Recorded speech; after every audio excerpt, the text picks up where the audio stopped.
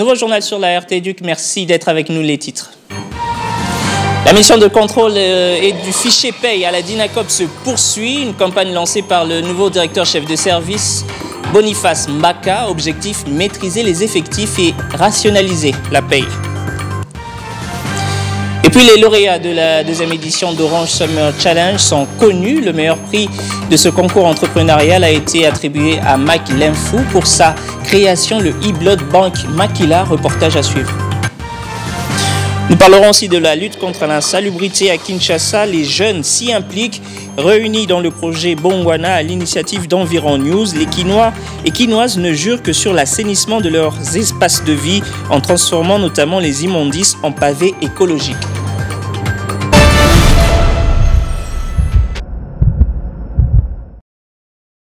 Mesdames, Messieurs, bonsoir. Débutons à l'Assemblée nationale. La Première ministre Judith Suminwa Tuluka a présenté le projet de loi de finances pour l'exercice 2025 qui se veut ambitieux et équilibré. Ce budget chiffré à plus de 49 milliards de francs congolais, soit environ 18 milliards de dollars, est conçu pour répondre aux priorités du gouvernement en matière d'infrastructures, d'amélioration des services publics et de croissance économique durable, aligné sur la vision du président de la République, Félix Antoine Tshisekedi. Ce projet de budget incarne l'engagement du gouvernement à poursuivre le programme d'action 2024-2028 pour le développement du pays et l'amélioration des conditions de vie des Congolais. À titre d'exemple, la loi de finances maintient la mise en œuvre de la politique de la gratuité de l'enseignement primaire et de la couverture santé universelle garantissant un accès accru aux services essentiels.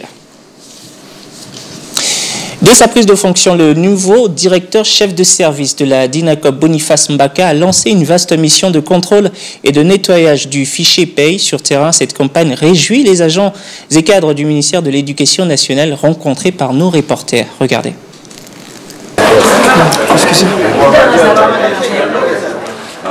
Poursuite de la mission de contrôle et de toilettage du fichier paye des agents et cadres de la DINACOP à Kinshasa. Une campagne lancée par le directeur chef de service Boniface Mbaka pour maîtriser les effectifs et rationaliser la paye des agents et cadres du ministère de l'Éducation nationale. Sur terrain, les contrôleurs rencontrés par nos reporters sur les différents sites se réjouissent de cette initiative du patron de la DINACOP. Nous sommes ici une équipe vraiment complète et polyvalente parce qu'il y a tous les services qui sont représentés. Nous sommes au nombre de 9 et surtout nous voulons constater la présence physique de chaque agent, de chaque antenne.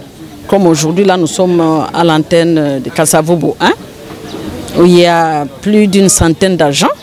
Donc les constats d'absence, c'est que l'agent ne s'est pas présenté. Et si l'agent s'est présenté, mais il n'est pas en ordre, ce sont des cas que nous mettons à côté de ce que nous appelons des contentieux qu'il faudra résoudre d'une manière ou d'une autre. Si c'est un fausseur, bon, allez-y comprendre le sort qui attend un fausseur. Hein. Nous constatons et nous dénichons qu'il y a certaines personnes qui étaient placées dans notre fichier paye qui n'étaient pas visibles avec nous. On a commencé depuis le vendredi. Les chefs d'antenne ont relayé les informations. Il y a presque tous les agents, sauf ceux-là qui sont malades, disons, qui ont leurs documents qui prouvent qu'ils sont malades, à l'incapacité de venir, mais tous les agents sont là. Ils sont tous mobilisés, ils ont répondu à l'appel. Sur chaque site visité, l'engouement des agents qui attendent se faire contrôler est palpable. Ici, la rigueur est de mise selon les instructions de Boniface Mbaka. Je viens de le dire à la direction nationale, aux missionnaires qui viendront. Pas de pitié, pas de peur.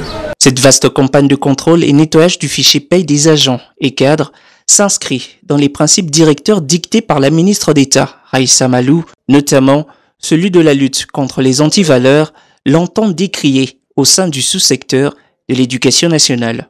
Calendrier établi avec une équipe. Dans l'actualité également, les lauréats de la deuxième édition d'Orange Summer Challenge sont désormais connus. Le meilleur prix de ce concours entrepreneurial a été attribué à Mike Linfou pour sa création, le e-blood bank Makila, une innovation qui permet de transporter rapidement et de façon sécurisée le sang dans les centres hospitaliers à Kinshasa. Claudel, c'est quoi? Nous en dit plus. L'Orange Summer Challenge 2024. Après 3 mois d'une belle aventure, Orange Summer Challenge connaît son vainqueur. Ces concours qui avisent de jeunes ayant des talents exceptionnels, qui ont compétit chacun un projet à concrétiser, a constitué une école de persévérance, de créativité et de passion, comme l'expliquent les gagnants, qui n'a pas caché sa joie. En fait, l'idée m'est venue après le décès de ma maman. Elle était de groupe B négatif. J'ai quitté Ndjili jusqu'à Ngalema pour trouver cette poche. Et je n'ai pas trouvé. Et à mon retour, j'ai passé 2 heures du temps pour rien. Et c'était ici à 11e rue que j'ai trouvé la poche. Et en arrivant à l'hôpital, c'était trop tard, elle était déjà morte. C'est de là que je me suis dit, je dois trouver une solution face à ces problèmes. Car près de 20 000 personnes meurent au Congo, parce qu'il n'y a pas un système informatisé qui permet de voir directement où se trouve la poche de sang, d'acheter et de se faire livrer dans un temps record pour sauver des vies. Et c'est de là que nous avons eu l'idée de créer cette application, ainsi que les box.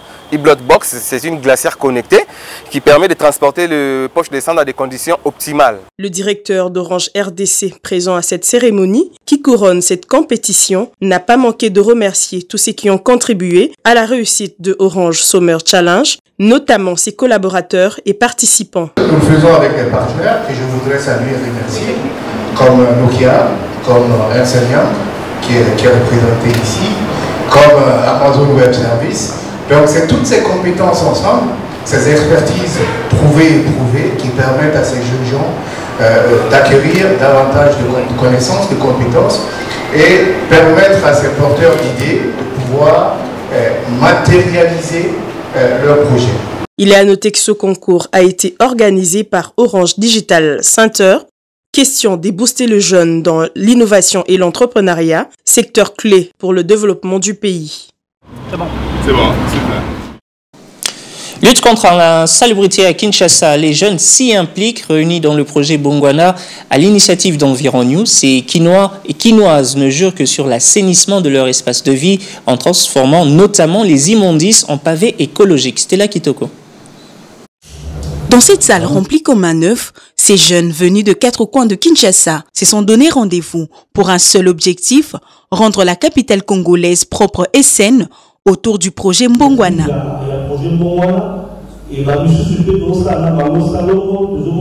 À l'initiative d'Environ News, ce programme vise à assainir l'environnement en valorisant et transformant les déchets pour ainsi maintenir l'espace des vies agréables. Nous savons que la ville de Kinshasa est très sale. Nous savons que nos quartiers dans lesquels nous vivons sont trop sales.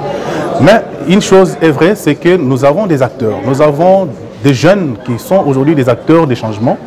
Et partant de ces concepts, nous sommes dit, si nous pouvons compter sur ces jeunes, les choses peuvent changer. Effectivement, nous sommes en train de voir, selon les témoignages de ces jeunes, que les choses sont en train de changer dans leur quartier. Les présidents de chaque quartier ont présenté tour à tour l'état de lieu de leurs artères avant d'inviter les participants à une action commune et concentrée pour la réussite de cette campagne. On a rencontré les experts et ils nous ont expliqué vraiment comment faire le recyclage de déchets, et comment partager les déchets en plastique, les déchets ménagers. Et les utilités de déchets en plastique, on peut faire avec ça quoi. On a eu des formations pour le pavé écologique, et ce qui a permis vraiment qu'on puisse être un peu outillé. Un appel qui rencontre l'assentiment des acteurs environnementaux. C'est une innovation très importante, une initiative très importante, louable, où les jeunes peuvent utiliser les déchets non biodégradables, les transformer en des pavés qui est une source de revenus. Ce moment d'échange et de réflexion riche en expérience permet non seulement de rendre Kinshasa belle, mais lutter également contre l'insalubrité afin de préserver la santé de la population.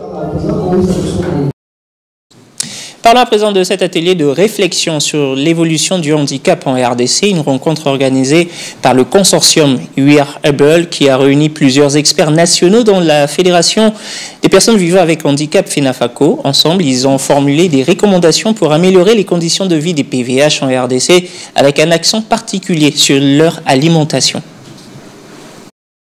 Le consortium We Are Able, composé des organisations internationales telles que ZOA, FAF, African Disability Forum, représenté par la Fédération nationale des associations de personnes vivant avec handicap du Congo FENAFACO, TELEM, VNGI, THA était sous la houlette du ministère en charge des personnes vivant avec handicap et autres vulnérables en atelier de réflexion avec les experts des différents ministères. Ce dernier a porté sur l'évaluation du handicap en RDC et surtout l'accès de cette catégorie de Congolais à l'alimentation. Le directeur de cabinet et représentant de la ministre en charge des personnes vivant avec handicap et autres personnes vulnérables qui a lancé les travaux explique les bien fondés de cette activité. Nous avions organisé cet atelier en collaboration avec les consortiums We Are Able pour que nous puissions réfléchir ensemble avec les experts du ministère sectoriel pour que chacun puisse mener encore des réflexions afin que la donne handicap soit portée au plus haut niveau et que chacun puisse améliorer la prise en compte de la donne handicap dans les secteurs respectifs. Le coordonnateur du consortium fait connaître ses attentes. Nous attendons de différents participants leur contribution pour faire sortir un plan avec des actions claires pour faire avancer les réflexions sur l'inclusion des personnes handicapées en RDC, évidemment avec un focus sur la sécurité alimentaire inclusive aux personnes handicapées, évidemment en prenant en compte différents aspects, notamment les questions d'accès à la terre, notamment les questions d'employabilité, tout cela pouvant contribuer à la sécurité alimentaire des personnes en situation de handicap. We Are Able est présent dans 6 pays africains et en RDC, il mène ses activités dans la partie Est, précisément dans le Sud Kivu. Au ministère des Ressources hydrauliques et électricité, le ministre Teddy Luamba travaille d'arrache-pied pour la réhabilitation de la centrale hydroélectrique de la Chopo après le go donné par le président Félix Tshisekedi. Le sujet était au cœur d'une discussion avec le ministre d'État à la Justice et garde des Sceaux sur la redistribution des fonds de réparation de l'indemnisation des victimes des activités illicites de l'Ouganda en RDC, Frivao, des fonds qui serviront notamment à ces travaux. Autour de la table, ces membres du gouvernement discutent des mesures mises en œuvre par le Fonds de réparation des indemnisations des victimes des activités illicites de l'Ouganda en République démocratique du Congo, Frivao. Nous avons conféré sur la possibilité de financer effectivement ce barrage pour que la population de Kisangani puisse avoir de l'électricité normalement. Nous avons les assurances de l'accompagnement du patron de la justice, principalement à partir de fonds Frivao. Dans le cadre de l'indemnisation, il y a une partie qui va pouvoir aider la population de Kisangani qui a besoin du courant. Ces fonds serviront également aux travaux de réhabilitation de la centrale hydroélectrique de la Chopo. Actuellement, sa production se limite à moins de 10 MW, un chiffre dérisoire, face à la demande énergétique croissante des Kisangani et de ses environs. Nous lançons un appel à cette population pour leur dire qu'après cette visite du chef de l'État, les choses sont prises en main par leurs excellences, Monsieur le ministre, ainsi que les parlementaires, pour que très rapidement, et nous félicitons cette promptitude en tout cas des ministres, pour que nous ne parlions plus beaucoup, mais que nous passions aux actes sur la structure à mettre en place, les décaissements et le début des travaux. La promesse d'un approvisionnement électrique fiable pourrait transformer les conditions de vie des populations locales, offrant une lueur d'espoir à une région en quête de développement. Direction le Fonds forestier national où le directeur général a tenu une séance de travail avec les agents et cadres de cette institution. Honoré Moulamba et ses collaborateurs ont abordé plusieurs projets, notamment celui du reboisement et la révision du taux de salaire. Après un long moment de trêve, dû au programme chargé du directeur général du Fonds forestier national, Honoré Moulamba Kalala, qui a effectué des visites dans diverses provinces de la RDC, notamment en Ituri et au Nord Kivu, plus précisément à Goma, sans se reposer, l'homme a décidé de tenir une réunion avec les agents pour une bonne marche du fonds. Nous avons donc résolu de manière assez brusque que cette réunion puisse avoir lieu parce qu'il y avait des choses à dire aux agents. Entre autres, leur informer que le taux de leur salaire passer de 22,5 à 26, comme la délégation syndicale l'avait demandé. Nous avons également parlé du crédit carbone, tout en disant que nous n'avons pas encore perçu le 1 550 000 qui est la quotité du FFN selon le décret, et que la ministre d'État, ministre de l'Environnement, était en train de tout faire pour que le fonds forestier rentre dans ses droits. En ce qui concerne le projet de reboisement, le DG est clair. Le fonds forestier a notamment comme mission d'assurer le maintien du couvercle forestier de la RDC. Et à ce titre, nous finançons les projets qui nous sont soumis. Et avant de procéder au financement, il faut trouver les quitus du conseil d'administration sur ces 4 slides.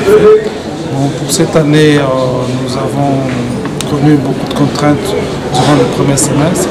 Et c'est comme ça que nous avons entamé l'histoire de retard. Et il nous reste un peu de temps. Et là, nous sommes en train de travailler d'arrache-pied pour pouvoir procéder à la concrétisation du financement. Et c'est des projets qui sont déjà validés par le ministère. Il convient de noter que, depuis l'arrivée du DG Mulumba Kalala Honoré à la tête du FFN, plusieurs innovations et avancées significatives sont enregistrées.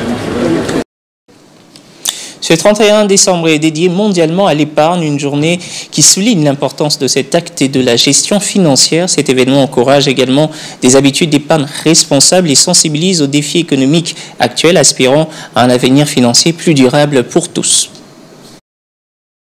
La Journée mondiale de l'épargne met en lumière la gestion de finances personnelles. Se basant sur l'éducation et l'inclusion financière, cet événement offre une occasion unique de sensibiliser les gens aux enjeux économiques contemporains. Dans un contexte où l'incertitude financière est de plus en plus présente, promouvoir des pratiques d'épargne saines devient essentiel. Cela contribue non seulement à la sécurité individuelle, mais aussi à la stabilité économique globale. En encourageant chacun à prendre le contrôle de sa situation financière, cette journée joue un rôle fondamental dans la construction d'un avenir plus responsable et serein. La Journée mondiale de l'épargne est une occasion précieuse pour chacun de réfléchir à ses pratiques financières et adopter des comportements d'épargne bénéfiques, d'autant plus qu'une bonne éducation financière est un facteur garantissant d'un avenir plus sûr, tant sur le plan personnel que collectif. Ensemble, faisons de l'épargne une priorité pour construire des bases solides face aux incertitudes économiques.